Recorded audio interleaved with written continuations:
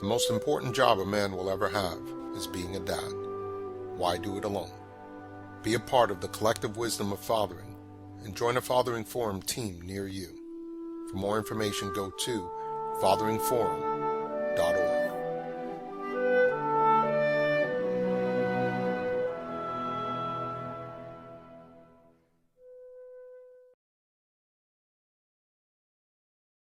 For a person who's affected by cancer, a support group can provide an environment where they feel connected and understood, and also they have an opportunity to learn from other support group members about how to better cope with cancer, how to understand some of the medical terminology and some of the issues they may face. Well, on Saturday night, October 5th, we're sponsoring a walkathon for the benefit of Guiding Eyes for the Blind, the Guide Dog Foundation. For a lot of children coming to the event, it will be their first charity event to learn how to care and help for other people. Money raised will go to provide guide dogs for blind people. It's Saturday night, October 5th at Columbus and 77th Street. We do a lot for schools. Almost any school that needs anything, we give them. We're very helpful. The schools in the neighborhood are great. We're more than happy to support them.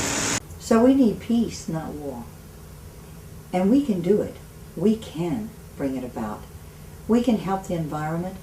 We can help the world. We can help make a better place for the next generation. And in the meantime, for ourselves.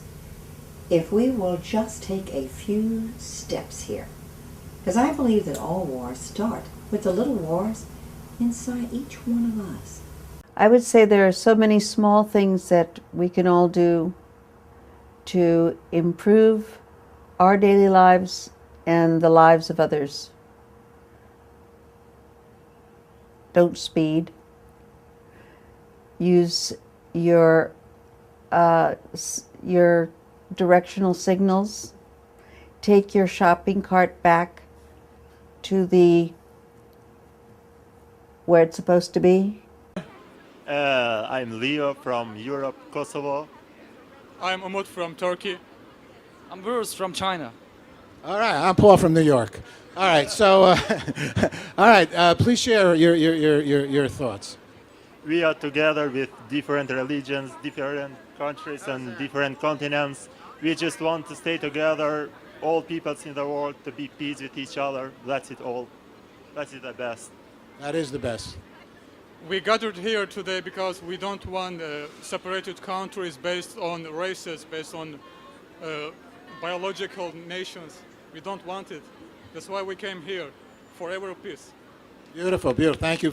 Yeah, actually, we three are together, and we are very good friends. And actually, this year, this summer vacation, we are J1 students. We attend the summer work travel program, and actually today we are very honored to be here, to be part of this very significant event.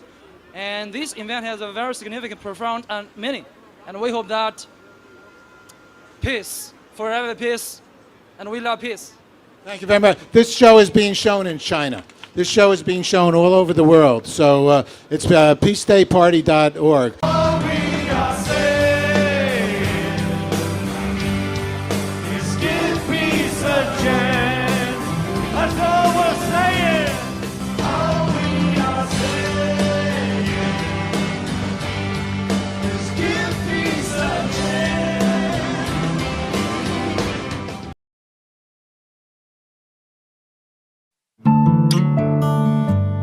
Autism is a very important part of my life, and I was asked years ago if I could snap my fingers, would I make myself not be autistic?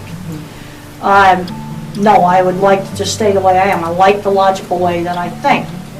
But my identity, my first identity is my profession. I'm a professor of animal science. I design cattle handling equipment. I write research papers. I have graduate students. And then autism is second.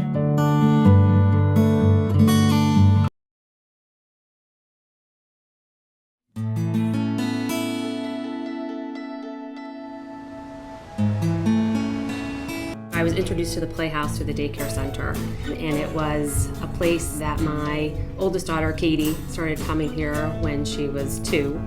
The child care center has actually been essential for us to go about pursuing our livelihoods and giving us the peace of mind that we need in order to do that.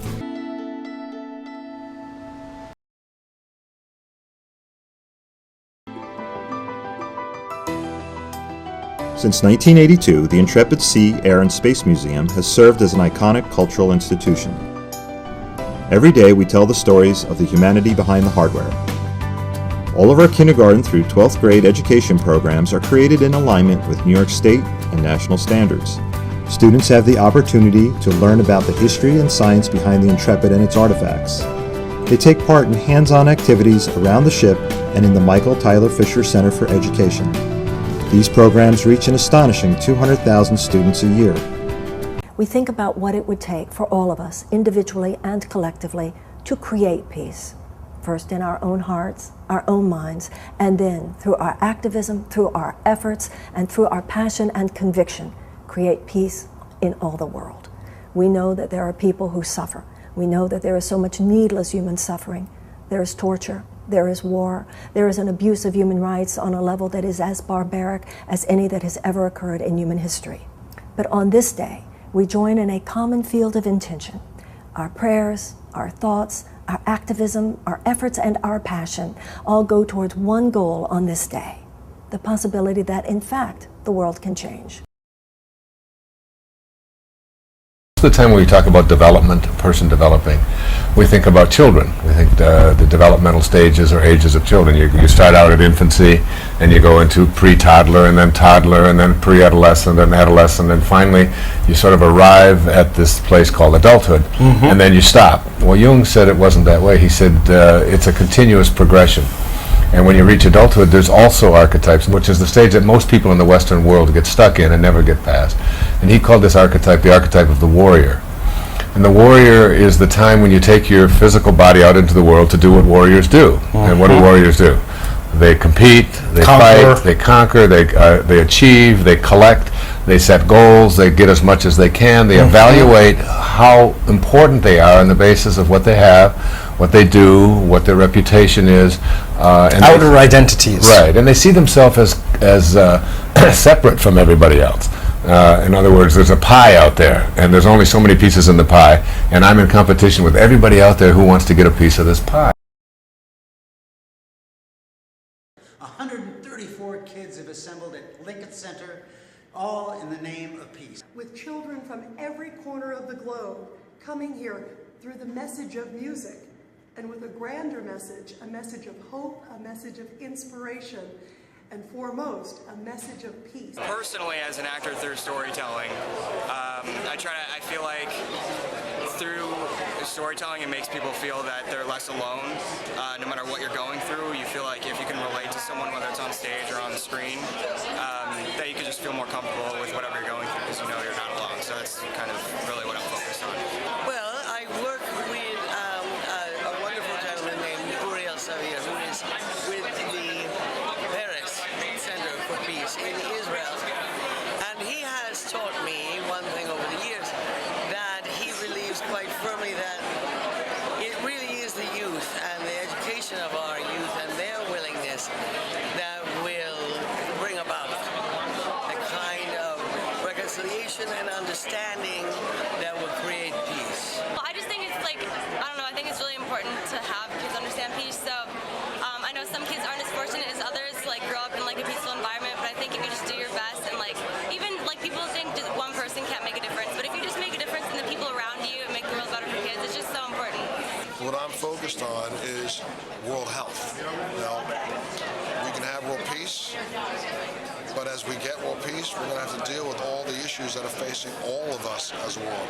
I suffer from MS. I've been traveling the world the last 8 years of my life seeking out ways to help mitigate and reduce my symptoms. I've learned a lot. I'm involved in research now around the planet, and I'm about to bring that research to everyone through a portal that I'm building. I'm so excited to be here. I feel so honored. For me, arts is an amazing way to peace because it is a way that we can all connect. And arts is a way we can connect. Music is a way people connect. You know, theater and film and television is a way we can connect. And I think when we connect and feel together, then we can create peace. And make a difference. Yeah, exactly. We all love music, and it's just a way to share time together. And it's just, we're excited to be here. By living peacefully. The only way. realize. Peace is a complicated concept, just like hunger, just like, there's no easy answers to any of this. It's humans having conflict with one another. I'd like to believe if we can be a bit more empathetic, I'd like to believe if we can honor diversity, I'd like to believe if we can imagine a different outcome, that we can start to also put into action different outcomes. And we need to not only learn that, we need to teach it, but we need to value it as adults. Well, listen, we try to do it in every way, whether it's through our acting or attending these events or different ways. Not only peace, but there's also Children of Tomorrow. It's another charity that we work for too, and who are taking these kids who are homeless and so on and so forth. And then we have another one called the Children of the Streets, that have been kept kidnapped and prostitution and what have you, and we get them off the streets as well. So we're working in every different way, and I guess everything we try to do to make their lives better makes our lives better.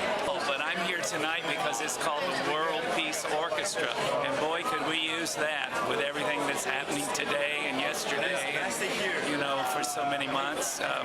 And if a little bit of world peace can be spread through this orchestra tonight, and it has an effect, the ripple effect, that would just be great. So I'm here for the peace and the music. Peace is something that we all strive for. I was an exchange student when I was 16. I lived in Norway, and I thought to myself how wonderful this opportunity is to meet other kids from around the world, because I met so many kids from all of these different countries. But for this event, that these young musicians from 15 to 22 are playing in concert together. I mean, how exciting, I think how meaningful and hopeful in this world we're living in right now.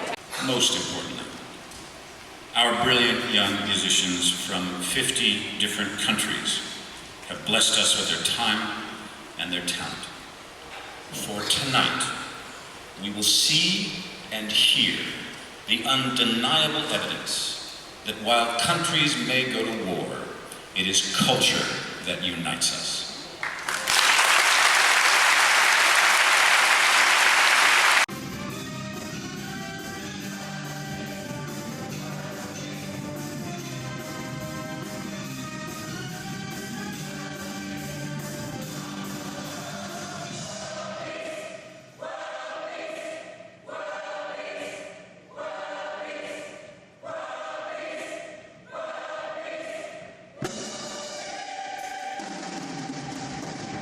Children Learn What They Live by Dorothy Law Nolte. If a child lives with criticism, he learns to condemn. If a child lives with hostility, He learns to fight.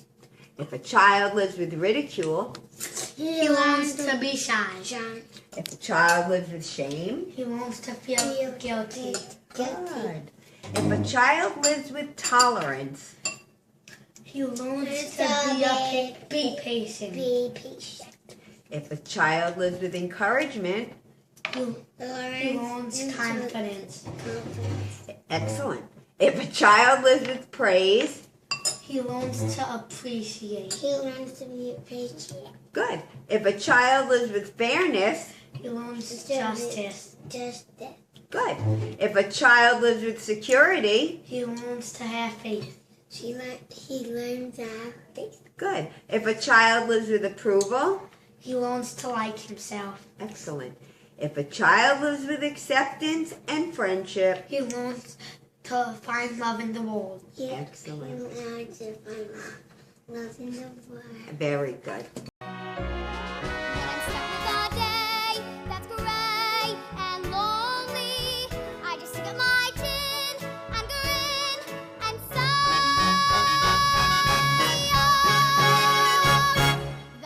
Come out tomorrow, so you gotta hang on till tomorrow.